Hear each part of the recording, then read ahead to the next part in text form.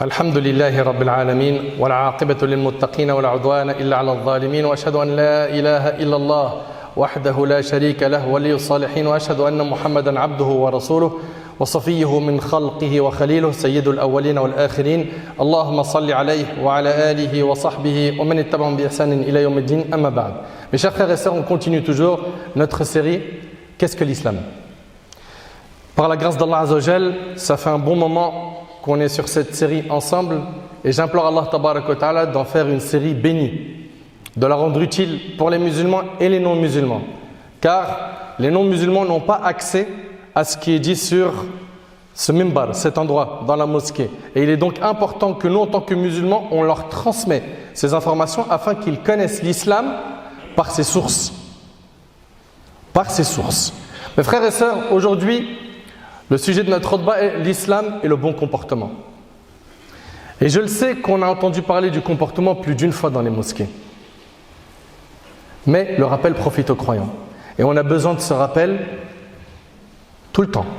Pourquoi? Parce qu'un grand nombre de musulmans et de non-musulmans ont des manquements de temps à autre concernant quoi? Le bon comportement. Ça, on est unanime dessus que personne n'est parfait. D'ailleurs, dans notre religion, le prophète, alayhi salatu wassalam, il nous enseignait que tous les fils d'Adam sont des pécheurs. Et que les meilleurs d'entre eux, c'est ceux qui se repentent, ceux qui reviennent vers leur Seigneur, qui reconnaissent leur tort et qui font le nécessaire pour s'améliorer. Donc aujourd'hui, on va parler du bon comportement. Quand on parle de bon comportement, gardez bien en tête une chose, c'est que notre Seigneur, il ne nous a pas laissé comme ça, sans règles. Il nous a dicté des règles. Il les a dictées aux prophètes, qui sont les modèles de l'humanité. Les prophètes ont prêché leur peuple. Ils leur ont enseigné ce qu'Allah voulait de nous. Et donc aujourd'hui, on va voir cette qualité qui a été enseignée par les prophètes. Ce comportement qui fait partie de celui des vertueux, des pieux, des bonnes personnes. Cette qualité qui est le bon comportement qui te fait atteindre des hauts degrés au paradis et qui fait que tu gagnes le pardon de tes péchés et beaucoup de récompenses. Mes chers frères, mes chères sœurs, commençons par ce texte de notre prophète sallallahu alayhi wa sallam dans lequel il dit « Crains Dieu où que tu sois ». C'est-à-dire où que tu sois, crains ton Seigneur. Mets entre toi et la colère de ton Seigneur un mur. En deux mots, fais ce qui t'a été ordonné, délaisse ce qui t'a été interdit. Efface la mauvaise action en la faisant suivre d'une bonne et traite les gens de la meilleure manière. Et notre religion, c'est une religion équilibrée qui accorde le droit à chaque ayant droit. Et d'ailleurs, on en parlera, si Allah nous donne la vie, de l'islam et le juste milieu.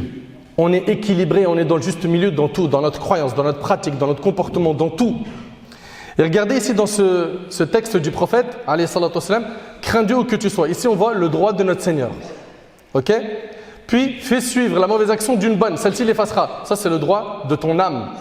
Et comporte-toi avec les gens de la meilleure des manières, ça, c'est le droit des gens. Un texte qui réunit tous les droits.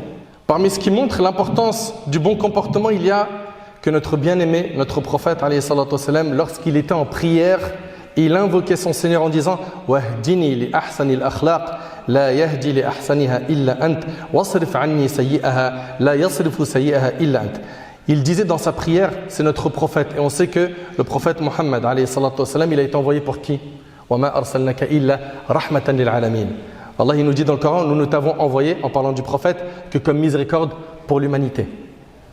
Pour l'humanité. Et il nous dit également, لَقَدْ كَانَ لَكُمْ فِي رَسُولِ اللَّهِ أُسْوَةٌ حَسَنَةٌ. Vous avez en votre prophète un parfait exemple à suivre.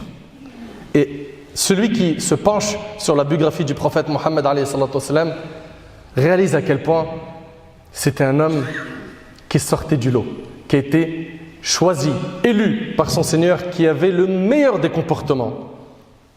Le prophète, alayhi salatu wassalam, dans sa prière, il disait « Guide-moi vers les meilleurs caractères, car toi seul guide vers les meilleurs caractères, débarrasse-moi des mauvais caractères, car toi seul débarrasse des mauvais caractères. » Le hadith, il est rapporté par Muslim selon Ali. Allah, tabarak wa ta'ala, notre Seigneur, il a fait l'éloge du prophète, sallam, par son comportement. Il lui a dit « Wa innaka la'ala khuluqin azim » et tu es certes d'une moralité imminente. Et Aïcha, radiyallahu anha, la femme du prophète, sallam, elle a dit, quand on l'a questionné sur le comportement du prophète, sallallahu alayhi wa sallam, elle a dit que son comportement était celui du Coran.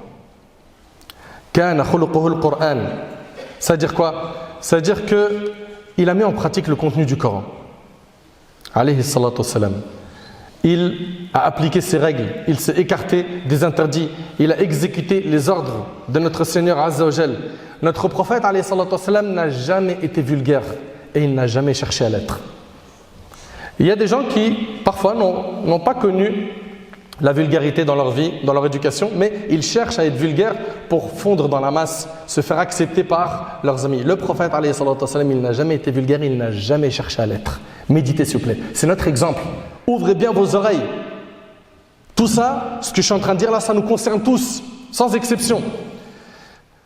Le prophète, alayhi salatu wassalam, dans le hadith d'Abi Huraira, qui est rapporté par l'imam Malik, il a dit « Certes, je n'ai été envoyé que pour parfaire les nobles comportements. Parmi ses missions, il y avait le fait d'enseigner aux gens les nobles caractères. » Le prophète, alayhi salatu wassalam, il était pudique. Il était plus pudique que la jeune fille vierge dans son gynécée. Le prophète, sallam, quand il rentrait chez lui, il était au service de sa famille. Le prophète, alayhi salatu wassalam, il recousait ses chaussures. Le prophète, sallam, c'était quelqu'un de modeste, c'était quelqu'un de souriant. Et à chaque fois qu'on le voyait, on le voyait souriant. D'ailleurs, ça faisait partie du comportement qui était très visible chez lui, le sourire. Jarir radiyallahu anhu, il a dit, le prophète, alayhi salatu wassalam, ne m'a jamais vu sans qu'il ne me fait un sourire. Il était toujours souriant, alayhi salatu wassalam. Mais on sait qu'un sourire en dessine un autre. C'est vrai ou pas? Souris à quelqu'un, il va te sourire. Et le prophète, alayhi salatu wassalam, il nous enseignait que le sourire, c'est une aumône. Et on a du mal aujourd'hui à sourire. C'est des récompenses qu'on gagne en souriant. Mais on a du mal. Avec les collègues de travail, avec les gens qui nous entourent à la fac, à l'école, ou bien nos voisins, ou dans notre quartier. Souris, tu gagnes des récompenses. Et ça fait partie du bon comportement. Le prophète, alayhi salatu wassalam, a toujours été au service des gens, ceux qui étaient dans le besoin. Il n'a jamais méprisé un orphelin. Il n'a jamais eu un mauvais comportement envers quelqu'un de pauvre. Mais il était au service de ces gens-là. Il faisait le nécessaire, pourquoi? Pour essayer de les réconforter. C'était une miséricorde pour l'humanité. Le prophète, alayhi salatu wassalam, avait le cœur le plus doux, le plus tendre. Il était de ceux qui pardonnaient à autrui. Le prophète, quand il était en prière, en train de diriger la prière en groupe, écoutez bien, à la mosquée, et qu'il entendait les bruits des pleurs d'un bébé, il écourtait cette salat, cette prière, c'est-à-dire qu'au lieu de prendre son temps dans la prière et réciter longtemps, non. Il faisait en sorte que la prière soit plus courte que prévu. Pourquoi? Pour pas que la maman qui entend les pleurs de son bébé souffre par les pleurs de son bébé. Vous avez vu la miséricorde? Il est passé où ce comportement aujourd'hui dans notre communauté? Il est passé où? Le prophète, il avait donc un excellent comportement. Il faisait preuve de beaucoup de patience. Il a connu la faim, jusqu'au point où il avait des pierres qu'il mettait sur son ventre et qu'il attachait. Pourquoi? Pour combler cette douleur de la faim. Le prophète, avec tout ça, il ne se plaignait pas. C'était quelqu'un de patient, endurant. Il prenait sur lui. Alayhi salatu wassalam. Ça, c'est le comportement de notre prophète. Vous le savez très bien, pour ceux qui ont étudié sa biographie, que ses ennemis, ils ne l'ont pas lâché. À la Mecque, ils ont tout fait pour le nuire, lui et ses compagnons. Et à Médine, pareil. D'ailleurs, il y a eu plein de batailles. Surtout quand il arrive à Médine, ça s'est enchaîné. Badr, Uhud, Ahzab, n'est-ce pas? Il y a eu beaucoup de batailles. Et le jour de la conquête de la Mecque, le prophète, il dit à ses ennemis, partez, vous êtes libres. Partez, vous êtes libres. Allahu Akbar. C'était quelqu'un qui pardonnait. Notre religion invite au pardon. Allah Ta'ala, il dit qu'il pardonne et absolve. Tu peux pardonner, mais absoudre, c'est autre chose. Tu peux pardonner, mais tu gardes toujours quelque chose dans ton cœur. La religion te dit pardonne et efface. Et c'est dur ça, on est d'accord ou pas? C'est dur. Mais la religion te demande de faire le nécessaire. Pourquoi? Pour éduquer ton âme sur l'excellence dans la moralité, dans le comportement. Et je sais que c'est pas facile, mais le paradis, tu crois qu'on va l'obtenir sans faire d'efforts? Tu as oublié que le prophète, alayhi salatu wassalam, a dit la marchandise d'Allah vaut cher, la marchandise d'Allah, c'est le paradis. Écoutez ce hadith, ce texte prophétique. Anas ibn Malik radiyallahu anhu a dit: je marchais avec le messager d'Allah sallallahu alayhi wa sallam alors qu'il portait un manteau de Najran avec une bordure épaisse. Alors un bédouin est venu et l'a attrapé fortement par la bordure de son habit. Puis il a dit: oh Muhammad, ordonne qu'on me donne quelque chose de l'argent d'Allah que tu possèdes. Donne-moi quelque chose de l'argent, je veux une aumône. Le prophète alayhi salatu wassalam s'est tourné vers lui et a souri. Tu imagines quelqu'un, il t'attrape agressivement, il dit: hey, donne-moi une aumône. Et toi tu le regardes, tu souris, tu lui dis: donnez-lui une aumône. Qui ferait ça aujourd'hui? On n'arrive même pas à imaginer que cette scène nous arrive. Et on n'arrive même pas à imaginer, nous, comment on va se comporter à ce moment-là. Qui parmi nous va faire preuve de douceur?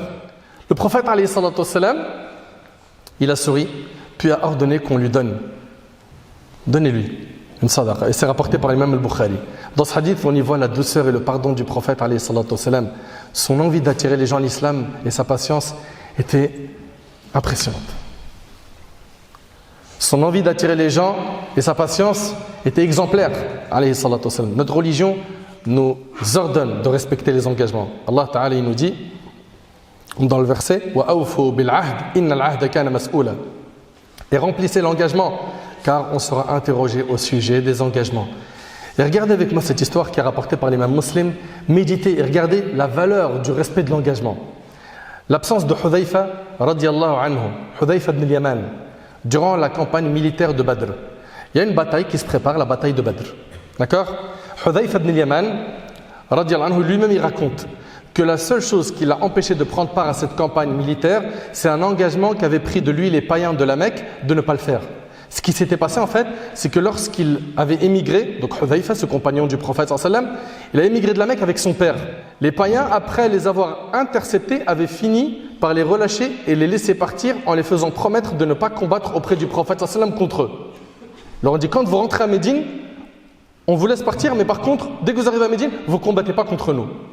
Imaginez l'envie de Hudhayfa et de son père d'aller combattre avec le prophète sallallahu alayhi wa sallam. Mais ce qu'il faut savoir, mes frères et sœurs, c'est que la religion ne se base pas sur les sentiments, mais sur le Coran et la tradition prophétique. Lorsque le prophète sallallahu alayhi wa sallam a appris cela, il leur a dit, regardez ce qu'il a dit à Hudhayfa, nous remplissons l'engagement que nous avons envers eux, envers les Qurayshites. Je ne sais pas si tu imagines. Il a dit, vous avez un engagement, c'est de ne pas combattre. Eh bien, vous ne combattez pas. Nous remplissons l'engagement que nous avons envers eux, c'est-à-dire envers les Qurayshites, et nous recherchons l'aide d'Allah contre eux. Vous imaginez en guerre, le prophète sallallahu alayhi wa sallam, il dit, il y a un engagement, vous ne venez pas avec moi? Subhanallah, le respect de l'engagement. Une religion qui ordonne la justice. Ya ayyuhalladhina amanu kunu qawwamina lillah shuhada'a bil qist wa la yajrimannakum shana'anu qawmin ala alla ta'dilu i'dilu huwa aqrabu lit-taqwa wattaqullaha innallaha khabirun bima ta'malun. Oh les croyants, soyez stricts dans vos devoirs envers Allah et soyez des témoins équitables et que la haine pour un peuple ne vous incite pas à être injuste. Pratiquez l'équité, soyez juste, cela est plus proche de la piété et craignez Allah car Allah est certes parfaitement connaisseur de ce que vous faites. Mes chers frères, mes chères sœurs, le bon comportement a été valorisé dans notre religion et on va voir ici défiler pas mal de textes de notre prophète sallallahu alayhi wa sallam. La première des choses qu'il faut savoir, c'est que le bon comportement te fait atteindre le degré des grands adorateurs. Écoute avec moi, Aïcha, la femme du prophète sallallahu alayhi wa sallam, rapporte, j'ai entendu le messager de Dieu sallallahu alayhi wa sallam dire, le croyant atteint sûrement par sa bonne moralité et son affabilité le degré de celui qui jeûne toute l'année et passe toutes ses nuits à prier et à évoquer Dieu, rapporté par Abu Daoud. C'est-à-dire par ton bon comportement, tu atteins le degré de celui qui jeûne toute l'année, passe toutes ses nuits en prière et à évoquer Dieu, à évoquer Allah. Subhanallah, c'est pas impressionnant franchement. Ça c'est par quoi? Le bon comportement. Également, parmi les fruits du bon comportement, c'est que ça alourdit ta balance le jour du jugement de bonne action. Comme vous le savez, nous, en tant que musulmans, on sait qu'après la mort, il y a une résurrection, on sera ressuscité et nos actions seront pesées sur une balance. Okay? Si tu as plus de bonnes actions que de mauvaises, tu iras au paradis. Et bien regardez ce qui alourdit la balance des bonnes actions. Selon Abu Darda, le prophète a dit, rien ne pèse plus lourd dans la balance du croyant le jour de la résurrection que sa bonne moralité et son bon caractère. Et Allah déteste en effet tout grossier au parler impudique. Je ne sais pas si tu imagines, Allah il déteste la personne vulgaire. Et aujourd'hui, on a certains, pour ne pas généraliser, certains de nos frères, de nos sœurs qui sont vulgaires. Tu arrives à imaginer, Allah, il déteste ces personnes. Toi, tu es content d'insulter des mères, d'insulter un tel, ils se concurrencent dans ceux qui ont des nouveaux gros mots aujourd'hui, notre jeunesse. Mais Allah, il déteste ces personnes. Tu vas être détesté par Allah? Et selon Anas, radiyallahu anhu, le prophète a rencontré Abu Dhar, ce noble compagnon, et il lui a dit, oh Abu Dhar, ne vais-je pas te montrer deux choses qui sont plus légères sur le dos et plus lourdes dans la balance qu'autres qu'elles? C'est-à-dire ici, deux choses qui sont faciles à pratiquer, mais qui sont lourdes dans la balance des bonnes actions le jour du jugement. Abu Dhar lui a dit, certes au messager d'Allah, le prophète a dit, je te recommande le bon comportement. Et le bon comportement, la définition générale du bon comportement est celle qui a été donnée par le prophète sallam, c'est le fait de se comporter avec les gens de la manière que l'on aime qu'ils se comportent avec nous. Voilà. T'aimes qu'on soit doux envers toi, sois doux envers les gens. T'aimes qu'on soit respectueux envers toi, sois respectueux envers les gens. Il a dit, je te recommande le bon comportement et de rester silencieux longtemps. Ça veut dire quoi? Ça veut dire rester beaucoup silencieux, car le silence permet d'éviter les péchés qui sont commis par la langue. Quand tu parles trop, toute la journée il est en train de parler, qu'est-ce qui se passe? Médisance, calomnie, insulte, moquerie. Et ça y va. Et il dit, alayhi salatu wassalam, donc le bon comportement est de rester silencieux longtemps. Car, je jure par celui qui détient mon âme dans sa main, les créatures n'ont pas œuvré par des œuvres comme celle-ci, comme ces actions-là. Et c'est rapporté par Abu Ya'la. Également, le prophète sallallahu alayhi wa sallam a dit, certes, celui à qui il a été donné sa part de douceur, il lui a été donné sa part de bien, de l'ici-bas et de l'au-delà. Et regardez bien, maintenir les liens de parenté et le bon voisinage remplissent les maisons et prolongent la vie, rapporté par Ahmed. Ça veut dire quoi, remplissent les maisons? De bénédiction. Et prolonge la vie, ça veut dire que ta vie elle est bénie. Tu feras beaucoup d'actes d'obéissance. Ta vie elle sera bénie. Et d'après Abu Hurayra radhiyallahu anhu, le prophète sallallahu alayhi wa sallam a dit, celui qui est facile à vivre. Vous connaissez des gens comme ça, ils sont faciles à vivre, ils sont faciles. Et d'autres, ils sont quoi? Ils sont trop durs, leur tempérament il est dur. Celui qui est facile à vivre, calme et doux, Allah l'interdit à l'enfer, rapporté par le Bayhaqi. Le prophète sallallahu alayhi wa sallam, il nous dit également que les croyants qui ont la foi la plus complète sont ceux qui ont le meilleur comportement. Et c'est rapporté par Tirmidhi sur Abu Hurayra. Le prophète sallallahu alayhi wa sallam dit également, les serviteurs les plus aimés d'Allah sont les meilleurs en comportement. C'est rapporté par l'imam Ahmad selon Osama ibn Sharik. Et également le prophète sallallahu alayhi wa sallam nous dit, je garantis une maison dans les faubourgs du paradis à celui qui se sera abstenu de toute polémique, même quand il avait raison. C'est-à-dire, tu es en train de débattre avec quelqu'un, tu es dans une polémique, tu as raison. Tu délaisses le débat alors que tu as raison, il t'est promis une maison au paradis. Je garantis une maison, dit le prophète au cœur du paradis, à celui qui se sera abstenu du mensonge, même en plaisantant. Et je garantis une maison dans les plus hauts lieux du paradis, à celui qui aura été affable et de bonne moralité. Tu occuperas donc une maison au plus haut degré du paradis par le bon comportement. Et c'est rapporté par Abu Daoud. On a demandé au prophète quelle est la chose qui fait le plus rentrer les gens au paradis. Il a dit la crainte d'Allah et le bon comportement. La crainte d'Allah et le bon comportement, et c'est rapporté par Tirmidhi. Également, le prophète alayhi salatu wassalam a dit, ceux d'entre vous que j'aime le plus, t'aimerais pas être aimé par le prophète sallallahu alayhi wa sallam, ceux d'entre vous que j'aime le plus et qui seront le plus près de moi le jour de la résurrection sont ceux d'entre vous qui jouissent de la meilleure moralité, ceux qui ont le meilleur comportement, et c'est rapporté par Tirmidhi. Et quand tu regardes les textes de la religion, quand on regarde les actes qu'Allah subhanahu wa ta'ala il a rendus obligatoires pour nous, regardons les piliers de l'islam, tu verras que dans nos adorations, il y a toujours une finalité, c'est d'avoir un bon comportement. Regarde, Allah tabaraka wa ta'ala dit Inna salata tanha 'anil fahsha'i wal munkar. La prière préserve de la turpitude et du blâmable. Plus tu vas prier, plus tu vas te préserver de tomber dans le mal, car la prière c'est un remède contre les péchés. Le jeûne du Ramadan, Ya ayyuhalladhina amanu kutiba alaykumus siyam kama kutiba alal ladhina min qablikum la'allakum tattaqun.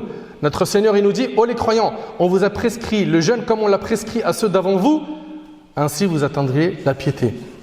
La piété. Donc le jeûne il a pour objectif de te rendre meilleur dans le comportement. Dans le hadith rapporté par Bukhari et Muslim, le prophète sallam il a dit, vous connaissez ce hadith, que le jeûneur, si quelqu'un le provoque au combat, il l'insulte, qu'est-ce qu'il dit? Il dit je jeûne. Je jeûne. Donc on voit que le jeûne éduque, la prière éduque. Le hajj, regardez le hajj, le pèlerinage. Al-hajj ashhurun ma'lumat, faman farada fihinna al-hajj fala rafatha wala fusuqa wala jidala fil hajj. Le pèlerinage a lieu dans des mois connus. Si l'on se décide de l'accomplir, alors point de rapport sexuel, point de perversité, point de dispute pendant le pèlerinage. Pour les aumônes, khudh min amwalihim sadaqatan tutahhiruhum wa tuzakkihim biha al-aya. Prélève de leurs biens une aumône par laquelle tu les purifies et les bénis. On voit donc que nos adorations invitent à quoi? À bien se comporter. Ibn al-Qayyim rahimahullah il a dit, le comportement est la religion entière. Quiconque t'a surpassé dans le comportement, il t'a surpassé dans la religion. À nous donc de faire le nécessaire pour quoi? Pour corriger notre comportement. Beaucoup de personnes se trompent en croyant que la piété consiste uniquement à acquitter le droit d'Allah et qu'elle ne comprend pas le bon comportement à l'égard des gens. Suite à cette mauvaise compréhension, tu peux trouver certains musulmans multiplier les actes d'adoration, les prières de nuit, ainsi que les jeûnes surrogatoires, tout en négligeant ou en ne respectant absolument pas les droits des autres Beaucoup de nos frères et nos sœurs minimisent l'importance du bon comportement alors que notre religion n'a cessé de recommander le bon caractère. Sortons de notre insouciance, combattons notre âme et multiplions les efforts afin d'améliorer notre comportement envers notre Créateur, envers notre épouse, nos frères, nos sœurs, les plus âgés que nous. Dans les transports en commun, ça doit être des réflexes. Ça doit être des réflexes. Une personne âgée, elle est debout, toi tu es assis. Lève-toi, laisse ta place. Et le prophète alayhi salatu wassalam a dit, toute bonne action est une aumône. C'est une bonne action ou pas ce que tu viens de faire? C'est une aumône. Tu as tenu la porte à quelqu'un, c'est une bonne action ou pas? C'est une aumône. Tu as aidé un de tes voisins à porter ses courses, c'était trop lourd. C'est une bonne action ou pas? C'est des aumônes. Notre religion insiste sur le bon comportement envers les musulmans, envers les savants, envers les non-musulmans. Et nous, nos concitoyens, ils ne lisent pas tous ces textes. Ils nous lisent nous. Les non-musulmans qui nous entourent, ils ne lisent pas le Coran et la Sunna. Ils nous lisent nous. Qu'est-ce qu'on leur a montré de notre comportement? Ce qui a été dit aujourd'hui ou l'inverse? Si c'est l'inverse ou si ce n'est pas encore ça, à nous de faire le nécessaire. À nous de nous corriger pour Allah. Et ça, c'est un point super important. Quand on parle de bon comportement et de toutes ces qualités à avoir, on ne le fait pas pour plaire aux gens, on le fait pour plaire à notre Seigneur. Et on se conforme à la sunna du prophète à chaque fois qu'il va t'arriver une situation, regarde le prophète comment il s'est comporté et n'oublie pas que c'est l'excellent modèle à suivre. J'implore Allah subhanahu wa ta'ala d'améliorer notre comportement, j'implore Allah subhanahu wa ta'ala de nous pardonner nos manquements, j'implore Allah subhanahu wa ta'ala de nous faciliter de mettre en pratique ce qui a été dit aujourd'hui.